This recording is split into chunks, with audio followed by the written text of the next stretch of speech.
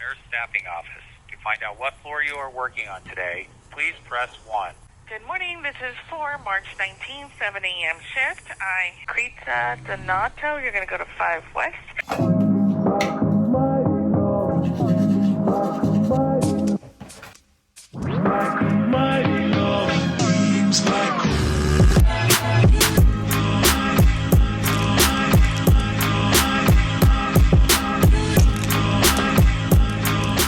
Hey guys, what is up and welcome back to my channel. My name is Krizia and I am a West Coast University nursing student, and I also work as a patient care assistant at a magnet hospital.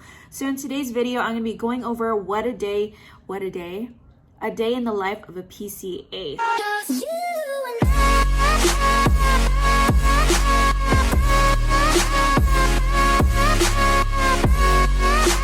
Going over, and due to HIPAA violations, I didn't really record a lot in the hospital, and when I went on the floor, I work in the float pool. I don't really know what I'm going to be doing that day. They tell me what unit I'm going to be on, and then I go to that unit, and depending on what they need for that day, then that's the assignment that I get. I'm either on the floor working as a patient care assistant, or I can be on the floor working as a sitter, meaning it is a one-to-one patient, preventing the patient from either hurting themselves, for preventing them from pulling out of lines, and from falling, because sometimes patients would constantly get up and they need someone to be right next to them to stop them from getting up.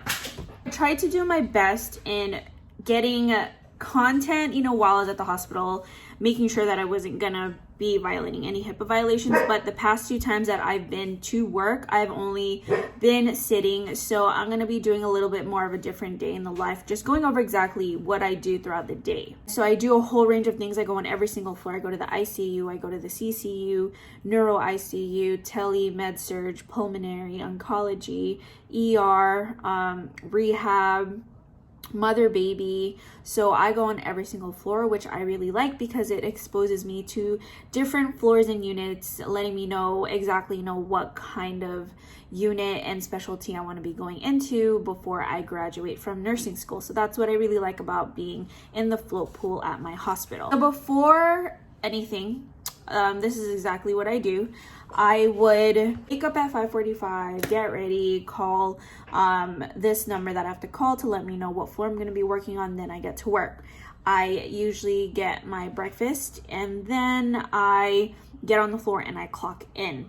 Sometimes the floor, depending on where you're on, they let you huddle. We have a little huddle that lets you know what's going on, how many patients we have, anything they need to remind us of. Then after that, we get an assignment sheet, which is, I made a little mock assignment sheet right here. And I'm going to be going over exactly what it does, and then going over my routines on what I do when I'm on the floor as a patient care assistant. Okay, so when you get on the floor, you will most likely get an assignment sheet which tells you which RN has which patients and which patients you have yourself. And so here on the top, it's obviously different for every hospital, every unit, every floor, but this is like a general idea of how it will look. So I will get one after I clock in. On the table, they will provide us with a whole bunch of papers, and this is one of the main ones. So what I do is, this is the unit, the date, and then it has a list of all the RNs. And next to that right here is going to be our extension, because at the hospital I work at, we all get iPhones, and we have an iPhone that gives us notifications of anything. If a patient calls for something, or if someone needs to call you, or you need to talk to the RN, text the RN, this is their extension. And then when we move here to the third box, this is where we have all of the patients that you're going to be assigned to. And then for PCA, this is where I will generally look at. So here's the names of the PCA, our extensions of our phones, and then our patients. So normally on a normal unit like telemetry, they'll have a 4-to-1 ratio or 1-to-4 ratio. So these would be their patients. And then as PCAs, we just divide it equally. We can have up to 8-10 patients at once. And as a patient care assistant, we generally just answer phone calls, clean patients up, prepare them for the day, anything that they need, check vital signs. So before I do anything like that, I check in on my patient. So let's say I'm PCA number 2. So this is me. My phone is going to be 43314. This is my extension. And I have 1, 2, 3, 4, 5, 6, 7, 8 patients. And so as you can see, there's these little markings. Some hospitals do it differently again, but this is generally how it looks like at the hospital I work at. For these little hearts, those means that these patients are on a telemetry box. So we're constantly monitoring them. They have their, electrodes on them that we constantly have to check. In addition to that, we have to make sure that their batteries are fully charged. We will get a notification if the patient's battery is running low. This I right here means that that patient is in isolation. So you would require PPE before going in. They could be contact droplet or C. diff isolation, depending on what. Then S right here means that it is a sitter. So that patient right there has a sitter with them. So after I see all my patients, then I go and these are actually really helpful, these colored pens that you need, because it just helps you to organize everything so much more better. And so I check to see which nurses I have. So 9 is, I'll circle it. So 9, circle that. I have 9, 10, 11, 12, 13, 14, 15, 16, 1, 2, 3, 4, 5, 6, 7, 8. Okay, so then I have my 8 patients. Then after this, I just double check to make sure. Then I have RN, which RNs are with which patient. Then after I do that, I would log into my account on our computer system, and then I'd assign these patients to myself. I like to keep everything on one piece of paper. That way it's easier, because as a PCA, you're just gonna have so many pieces of paper. Okay, so what I do is, since I know I have 8 patients, I'm gonna be writing it on the back of this paper. I'm just gonna fold it to a point where I have 4 boxes. Let's do it this way. 1, 2, 3, 4, 5, 6, 7, 8 for each one of my patients. And then I will write down. So I have 9, 10, 11, 12, 13. Okay, so that's easy. So then I'll just write it down. Patient number 9, 10. And then I would write down generally a couple of things. Another thing that we do is we would also end up getting a report from our patients.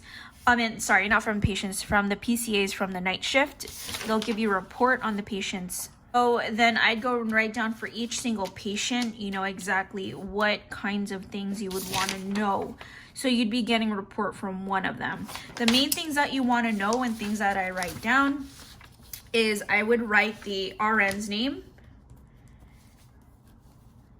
and their extension. So I know which RN is assigned to who I need to refer to. For each single patient, I would do that. Then after I do that, I will write down if they have any, if they're ISO or anything like that, or if they're on a tele. So if they're on a tele, if they're on ISO, or if they have a sitter. And after I write that, then I will ask them, are they ambulatory? You want to know how the patient gets up. Do they use any assistive devices? And then after that, I would see, okay, how do they use the bathroom? How do they pee? How do they have bowel movements? Sometimes they'll have a Foley cath, FC, I'll write that, condom cath for CC.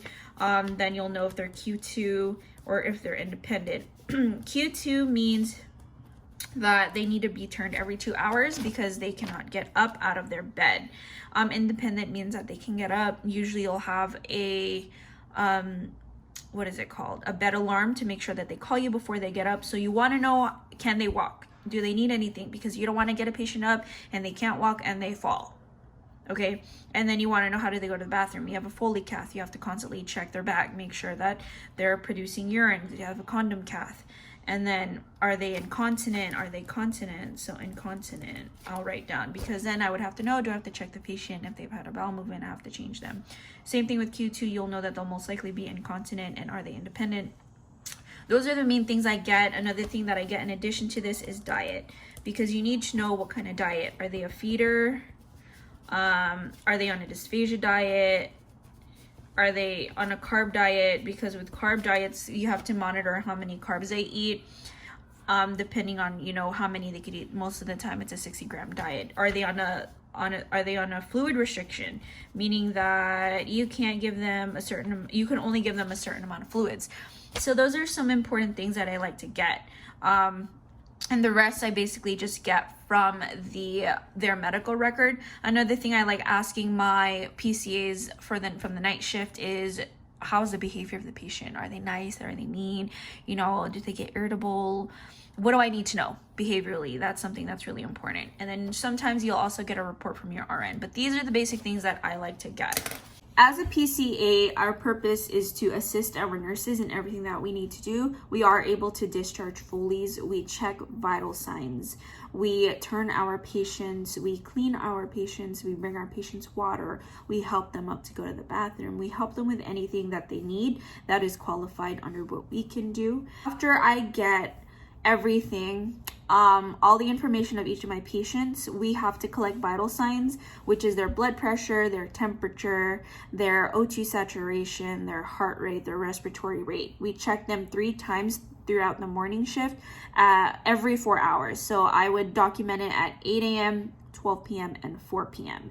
And I would usually start an hour before, because sometimes when I go in the room, I don't only just check their vital signs, I help them up to go to the bathroom, you know, help them get ready for the day. And so it usually takes me about an hour and a half to collect vital signs for 8 patients. So that's one thing that you always have to do. In regards to documentation, there is a lot of documentation. You document every 2 hours. So I would document at 8 a.m., 10 a.m., 12 p.m., 2 p.m., 4 p.m., 6 p.m. And you would document everything that you do for the patient. Did you turn the patient? How were they? Did you check on your patients? Did you feed them? How much did they eat? What's the percentage of the meal that they ate? How many carbs did they eat? You monitor their intake, their output. How much water have they drank? How much urine have they peed? Have they had any bowel movements? If a patient has not had any bowel movements or any urinary or produced any urine within maybe before 12 p.m., you have to let your RN know on certain floors, depending on where you are. The morning is really the busiest time, because that's when you have the most patients and everyone's barely waking up. So that's the most when you have a lot of things to do. And then around 9 o'clock, I'll take a 10-minute break. And then at around 11 o'clock, I'll take a break. And then I usually take my lunch at around 2 to 3 o'clock. And that only lasts for about 30 minutes. I'll go down to the cafeteria, have some lunch, then go straight back up.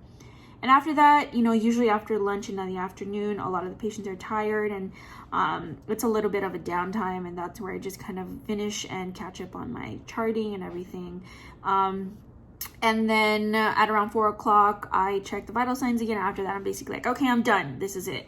And then that's what I basically do. And then I clock out at 7:30, and then I head home. Overall, my experience working as a patient care assistant in the float pool has exposed me to a lot of different units and floors, and letting me learn about a lot of different things, and how, you know, what kind of nurse you need to be to work on a different floor. You know, being a neuro ICU nurse versus being on tele, there's so many different things that you have to do.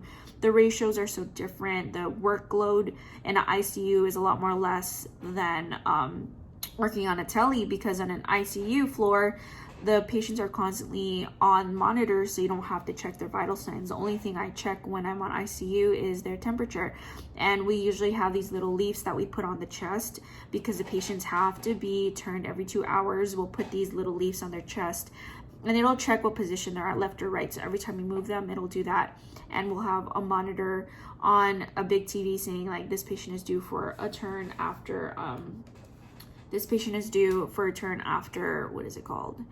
after like in the next 2 hours or the next 10 minutes, and then it'll tell you. And once you turn them, it restarts. And you have lift team that comes. You work with your nurse one-to-one, well, like very close with your nurse, because ICU requires a lot of teamwork compared to other floors, but it's just less work in my opinion.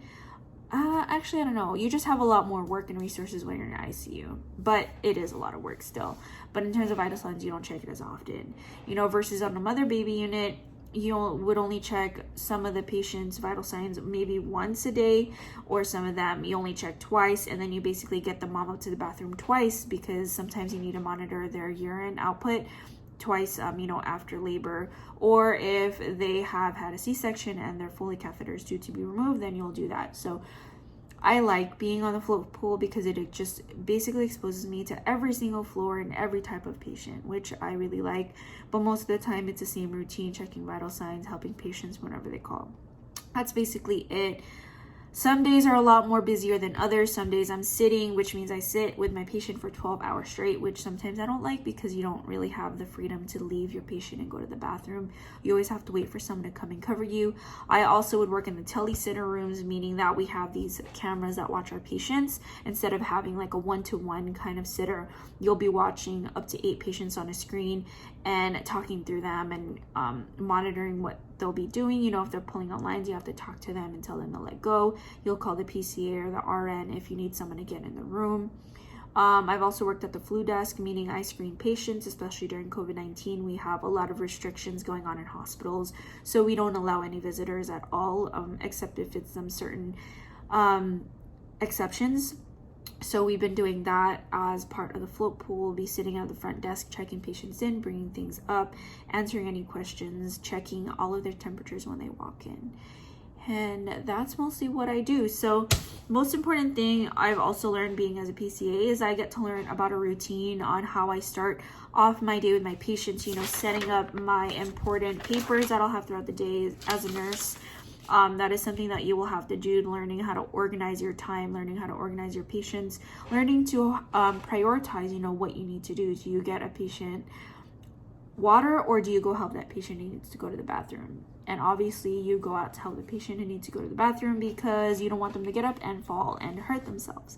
So that is basically the life as a patient care assistant. I wish I was able to record more, but the last 2 times I have been a sitter, which has not been fun, but I just wanted to go over the basic details of what I do to prepare myself when I'm on the floor, and what to expect. And I also didn't want to violate any HIPAA violations, but that is how it is. If you guys have any questions, if it's in regards to West Coast or as a patient care assistant or any other things that you want to do, don't forget to hit subscribe, and you can DM me on my Instagram at __, and don't forget to hit that like button.